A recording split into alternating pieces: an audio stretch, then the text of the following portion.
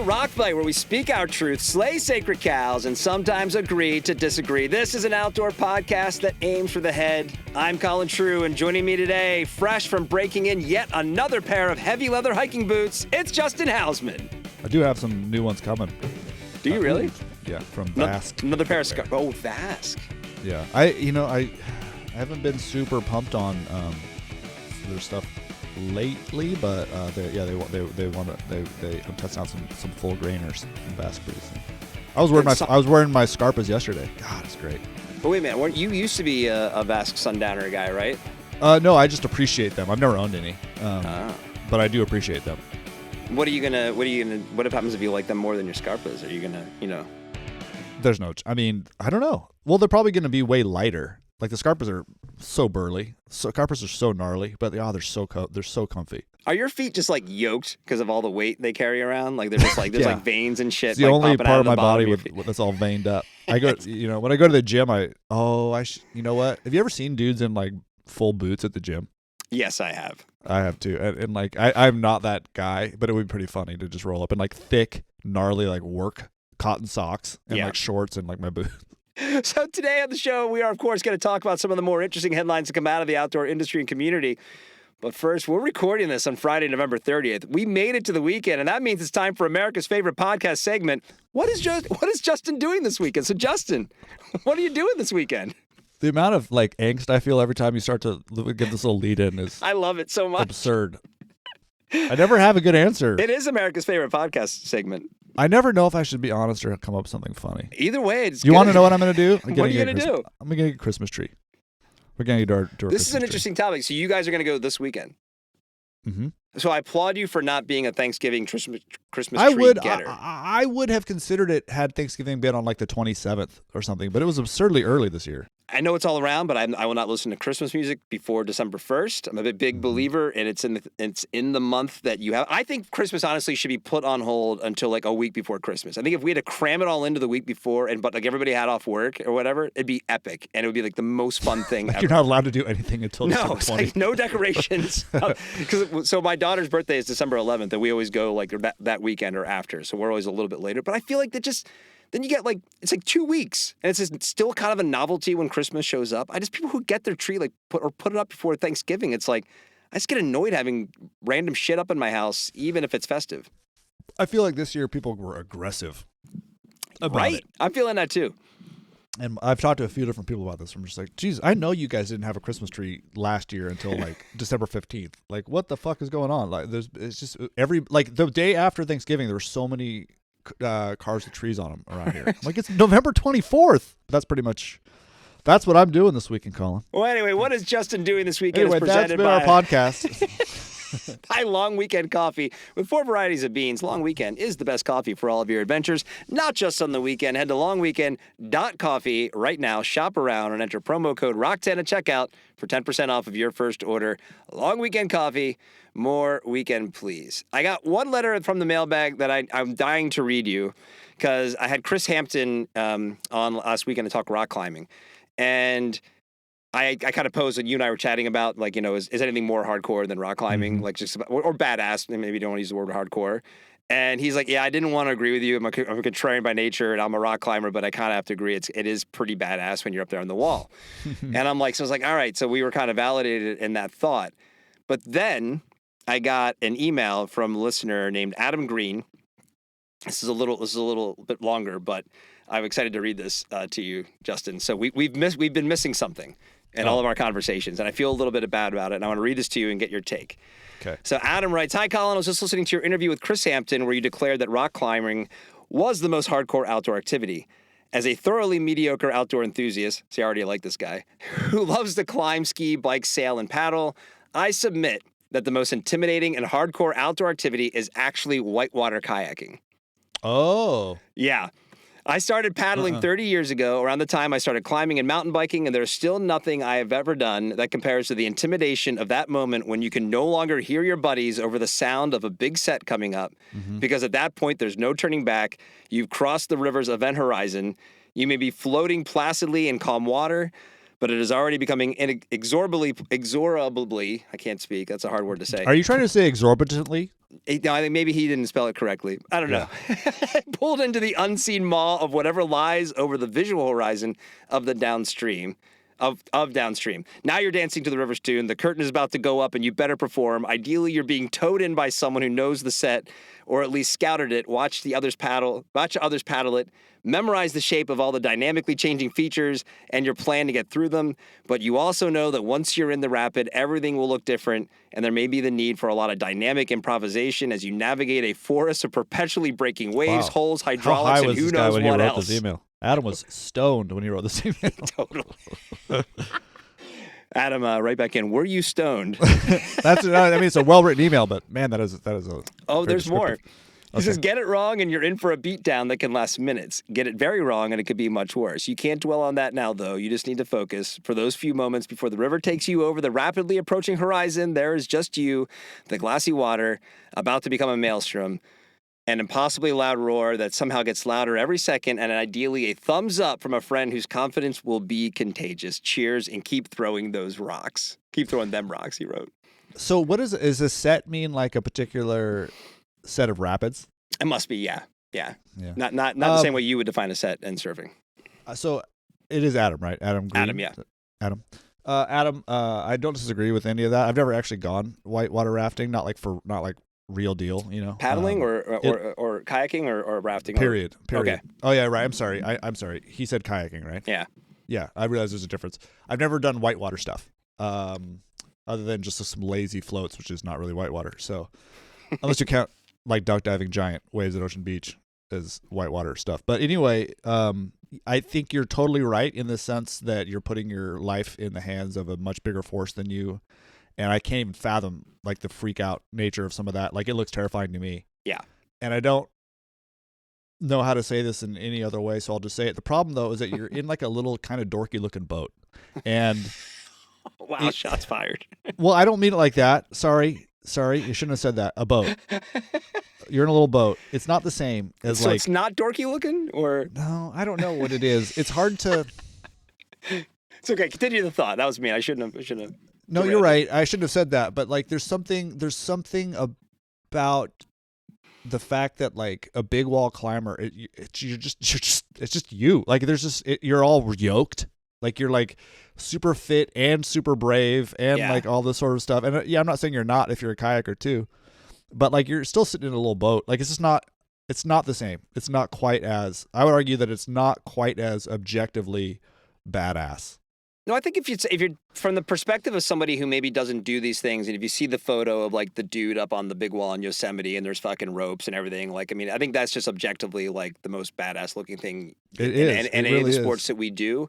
However, I've had some friends who are whitewater kayakers, and I think they would probably concur with Adam's assessment. I think there is a little level of the consequence is probably higher than anything, because typically climbing is relatively safe. I mean, as long as you're kind of, you're following all the rules and the ropes and the anchors and everything like that. Versus that's pick true. the That's a wrong good point. line in a boat, and it's like That's a good point. I'm not saying it's easier or less dangerous. I think there's something just objectively different about it because you're still in a boat, and like I don't know why that matters, but it does kind of seem to matter. And dorky isn't the right word. It's awfully hard to look cool in a kayak. But it's very easy to look cool. Oh, see, I disagree. I think kayakers look badass. I think, I think you are right. I think there's nothing you can't argue. You look badass if you're on a big wall and you're rock climbing. I actually was listening to a podcast the other day. I forget what it's called, but it's a surf podcast, and the host had Keith Malloy on. And Keith is a world-class surfer, surfs big scary waves, and he actually was the one who brought up that like big wall climbing is super fucking gnarly and like looks cooler than anything else. He's not even a climber. He's like, they dragged me up El Cap, but like and like the podcast host also climbs and was saying the same thing. I feel really, really bad now about the dorky comment. I didn't really mean it like that. I mean, relatively speaking, I mean, compared to like maybe a sea kayak, maybe they does look a little kind of like, it's an interesting conversation. I do agree with you. Like the objective thing, somebody who doesn't do these things, like what looks the most badass, I think climbing wins. But having done a few river trips, and nothing ever, I think maybe been through like one class 4 rapid, but even just the guides, and they're kind of like pointing out like where we're going to go. And it's like, well, if you don't make the turn at this point, and this is a raft, not in a kayak, but it's like, And you go there, you're like, yeah, you don't want to be there. Like it's just sort of like what happens if you end up there? Like you don't want to be there. It's kind of like, oh, so it's that kind of stark. Like it could get real bad real quick if you don't go the exact right way. And like that's kind of an interesting point about like making this how hardcore that sport is. Adam, I owe you a beer. I'm gonna think all day. I'm gonna think about how mean I sounded about the boat thing. I didn't know how else to say it because that is honestly what I was thinking. Was like, yeah, but like I'm picturing a dude in a little plastic boat. It's just not quite as gnarly to me. But that's just me. It's okay to have different opinions. Did you know that, Colin? Is it? Yeah. I thought you're going to get canceled. Isn't that how you get canceled? Do you have a different opinion? Yeah, I probably will. Anyway, Adam, thanks for writing in. It's whitewater kayaking, though, probably definitely deserves some mention next time we're talking about sort of badass sports in terms of the danger level. Yeah, that's true. For sure. Yeah. And there's nothing gnarlier than these like Red Bull lunatics who are like, oh my God, here's a 400-foot waterfall. Yeah, I'm just going to paddle right off of that. Yeah. Our first story this week comes from Cycling Weekly, who writes that bloodworms, usually found as fishing bait, could be the new doping technique in professional cycling, even at the Tour de France. Hemoglobin from the, I'm not going to say this correctly, the Arenicola marina lugworms, otherwise known as sandworms, is used for medical use because of the worm's incredible oxygen transporting abilities. And the creator of this technique was approached in 2020 by a, quote, well-known cyclist who wanted to use the product. The French company behind the technology says that lugworm hemoglobin is a universal blood substitute that can transport 40 times more oxygen than human hemoglobin. And WADA, the World Anti-Doping Agency, said that they were aware of the risks of the lugworm hemoglobin. I just can't say that with a straight face. But they had not caught anyone using it yet. Surely that's apparent in a blood test. I don't know. I probably maybe there's more to find about this. I'm like, can we? I say just let people dope. I mean, look at the lengths people are going to try and find a blood infusion technology to be better at riding bikes. They're getting the blood from lugworms. I'm like, I give up. There's a couple things that are worth pointing out before we dive into this, which is one that someone this person in 2020, but somebody read it. Somebody somehow heard that or read that somewhere. Some cyclist was like, you know what? I'm gonna eat those worms. How amazing is that? They're just like, oh, I bet I could eat those. So here's the thing with something like cycling. Like we obviously hit the limit a long time ago of what the human body can do, like on a bike in terms of endurance and speed and stuff. Yeah. So is it cooler to just be like, yeah, hell with it. Take horse tranquilizers or whatever it takes, and just see how much faster you can go, or is it more interesting to be like, no, like there are limits, and like now let's see your strategy for dealing with that. Like, what's more interesting as someone who's viewing these races or cares about? Because I don't give a shit about pro cycling, but like, what's more? Baseball is a great example of that, right? There's a lot of people who are like, I don't care, let them hit 50 home runs in the first half of the season. Yeah, it doesn't matter. It's more fun to watch, which I disagree with, but like. The problem that I always hit with this sort of thing is like, I don't love that you have to like maximize your like physical potential at all times to like enjoy competing in a sport. So to me, I don't love the idea that like if you're going to allow doping, now everybody effectively has to. Because what about the people who just don't want to do that? To your first question is like, what's more interesting? The second thing you said is more interesting. It's like, as I understand it, the real advantage to the doping and the kind of illegal substances in cycling is recovery. Right. It's like because like you think of these 21. I mean, we talk about badass sports. We're talking about like whitewater paddling. Yeah. There's nothing more badass than the Tour de France. I agree with that. So, Gates, for 21 days, you're going to ride your bike 100 miles. Most of the time, you're going over the Alps and the Pyrenees. Yeah. So it's really the recovery and like the dopers we all know about from like the early 2000s. That's kind of the thing, right? They had a bad day on the bike, and the next day they came back and look at them go, and it's like, yeah, because they got infused with how many bags of blood probably overnight. So. I agree with you that that's more interesting to see, like, well, you had a good day. Are you going to have a good day tomorrow? I mean, I'm not condoning doping. I just sort of kind of throwing my hands in the air of like saying that everybody is so hell-bent on finding the next advantage that we're infusing our bloodstreams with fucking sandworms. It's like and maybe it's not that big a deal, but it just sounds unbelievable to me.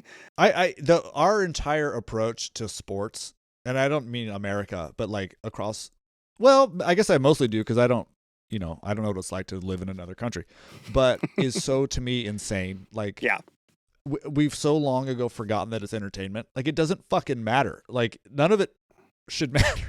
Like trying to maximize like every possible benefit you have and be single-minded focused with this sort of stuff, to me, just seems kind of silly. Well, if you put money on the line, then I get it, right? I mean, that's kind of if you and I wouldn't do this, because like we don't. Who cares? We're not getting paid to do it. But I guess if it's your job, I mean, maybe that's a different, scenario.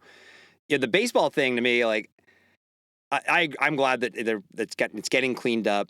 I don't like that people were being left out of the Hall of Fame because it was such a crappy time and it wasn't being regulated and it was basically legal to do it. And it's like the fact that Barry Bonds, Roger Clemens, and I don't know, Mark McGwire aren't in the Hall of Fame is ridiculous. I don't agree. What? Because it's like you have no idea how many home runs Mark McGwire would have. I mean, Barry Bonds arguably had a Hall of Fame career before he.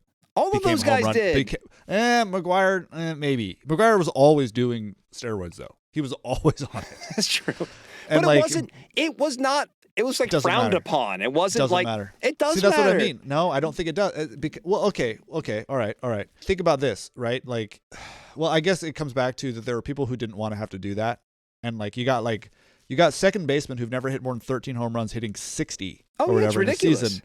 And it's like, well, no, I have to. This is fucked. Like, it's not fair to the people who don't want to have to do that. And that's what pisses me off about all of this. Even the like constant daily, I'm up at 4 grinding harder than you. It's like, well, maybe I might be better at baseball than you. You worked out more than me. All right, congratulations. But like, I might actually just be naturally better than you. But I won't be able to show it on the field because I didn't like kill myself every single day working out. So, all right. The principle what you're saying, I don't disagree with. However, when I'm looking at the Hall of Fame is a museum. It's a baseball history museum. True.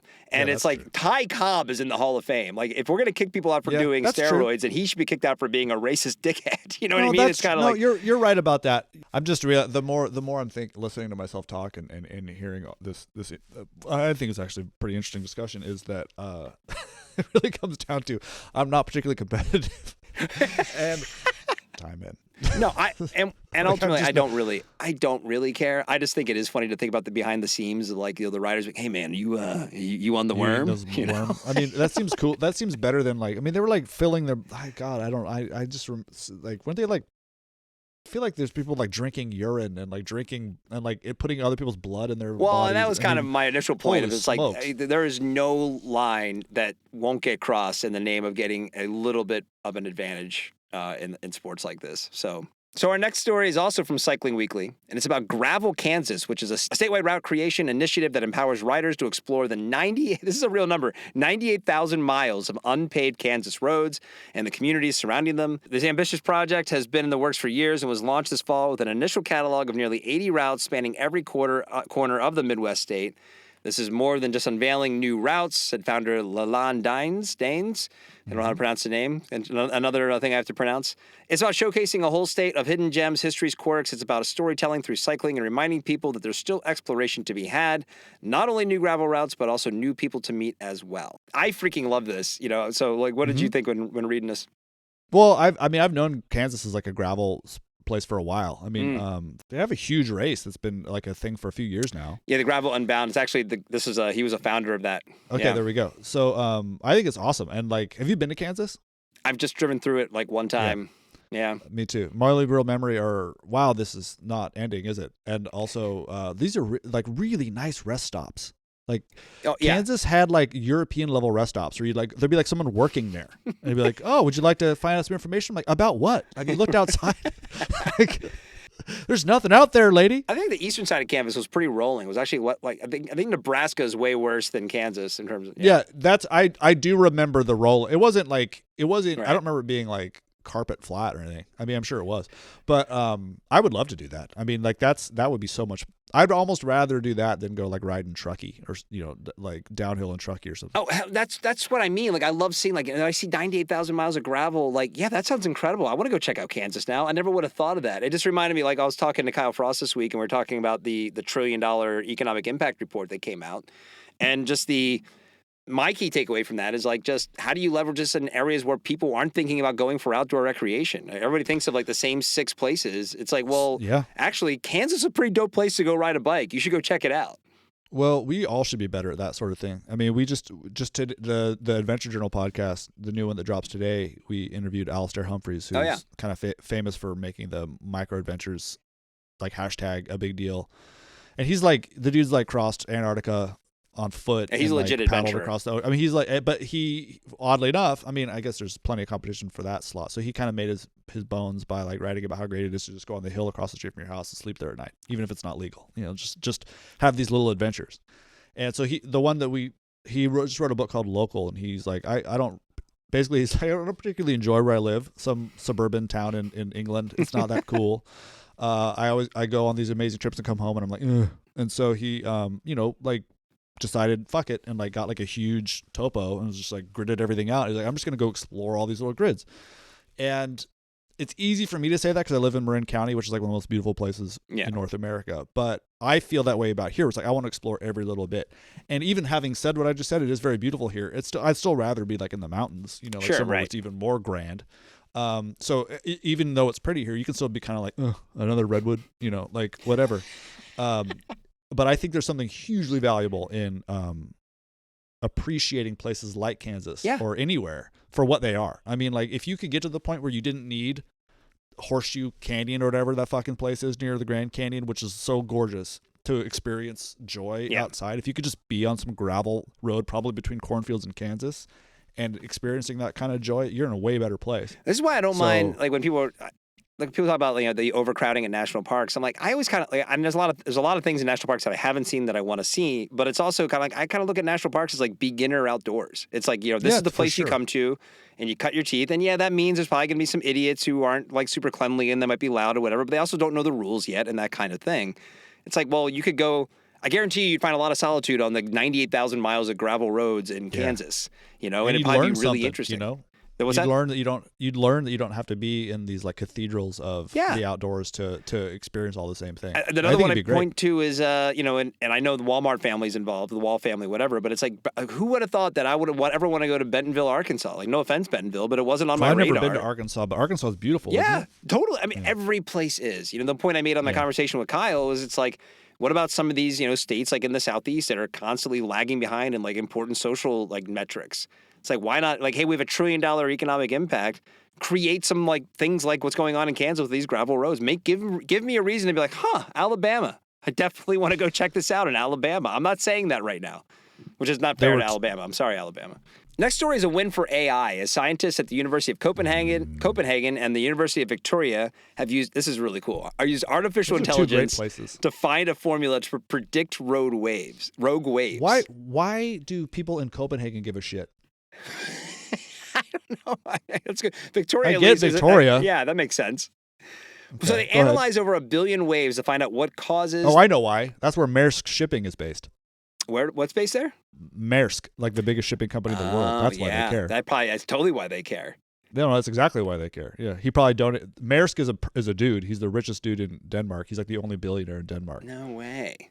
Well, he's probably like, all right, or at least the guy who owns that company. I'm not sure if his name is actually Maersk. Maybe he lost the boat and it was like, we got to figure this out. Oh, I'm sure they fund the living shit out of the university. Anyway, go ahead. Well, they said that rogue waves have until recently been considered a myth, but in the past few decades, they've been finally accepted by scientists who define them as open ocean waves that are twice as large as the average surrounding waves. So what they did was they used data mining and interpretable machine learning to analyze a huge amount of observational data. They studied buoys by 158 different locations around the U.S. coast and cataloged 1.5 billion waves in total, 100,000 of which fit the criteria for rogue waves. Wow. And then they used the wave data set to train an AI network, which returned a mathematical equation detailing the various causes of rogue waves. And then this equation was then interpreted by using existing wave theory to produce a model that can reproduce behavior that we've previously seen with rogue waves, as well as predict future ones. Not rogue anymore. It's not rogue if you know what's coming. I mean, I can even understand half of what I just read. I just we're such little insecure and scared creatures most of the time. And then, especially when we think about AI and technology, we think the worst. But then a story like this comes along and I'm like, dude, humans rule. That's amazing. That's incredible that we did that. That is pretty insane. Yeah, that is pretty insane. I mean, as far as I know, and I talk a lot about, my wife would back me up on this. Most evenings, if we actually talk to each other versus just deal with the children, it's usually me railing against the evils of AI and her trying to be like, actually, it could be good. As far as my understanding of AI is, you basically just pour every possible data point into something and just let a computer sort it out. That's all it is, right? You're just like, hey, here's where we've recorded waves forever. Just tell us if this is going to happen over here now, and then it just does that. And that's actually a good point. The algorithm or the AI, maybe not even what's impressive, but the fact is we have 1 billion waves to study, and then we can figure out 100,000 of them were rogue waves. But that's for sure the reason why. Totally. I mean, like it's a shipping concern. There's money behind it if you're a shipping company. Which makes sense too. I don't know. See some of those TikToks of those boats out there in the middle of the North Atlantic. Talk about badass. That might be more badass. That actually, you know what? I'm gonna come out and say it. That's more badass. If you're on one of those boats, I don't even care if you're just like a cowering deckhand. Yeah. And you're going through one of those like horrific storms, you're more badass than Alex Honnold free soloing El Cap. Sorry, there's nothing scarier. I agree with you. I would really like to go to Antarctica at some point. But the thought of crossing on boat down there and a storm cropping up or something scares me maybe more than anything. My favorite thing about those videos, those terrifying videos from the captain's seat or whatever, are the little windshield wipers. And it's just what do you don't want to see what's out there, man. Yeah. I would pull the shades down. When you the best part of when you see when Nazare's going off, and it's because it's filmed from the cliffside, and it just kind of... It's also above, so it makes the wave look bigger. It makes the wave look even crazy big than it actually is. And then you see the footage you're describing, which is already, I don't know, what is it, 100 feet off the top of those shipping containers? Yeah, and the wave that they're filming, it looks like it's on par with where the camera is. Yeah. But you're in the middle of the ocean now. You're not on a nice little cliffside going, oh, wow, look at that big wave. That is just, it's horrifying. Horrifying. Well, I think rogue waves actually will break because they're so big, at a certain point, the weight of the top of there's all kinds of weird science behind it, but mostly the big ocean waves giant swells don't really break. So it's scary, but you're fine. Right. But a rogue wave will break, and that's bad. So, yeah. All right, man. Well, we can wrap it up there. So what do you got going on? We got AJ31 coming out. So that was at the printers this week. You got the AJ podcast. What else is going on? Is that it? Well, yeah. Well, be sure to follow this podcast wherever you get your pods. Leave us a 5-star review. The Rock Fight is a production of Rock Fight LLC. For Justin Hausman, I'm Colin True. Thanks for listening. And here to take us out is one of the lead singers from Less Than Jake, Krista Makes, with the Rock Fight fight song. We'll see you next time.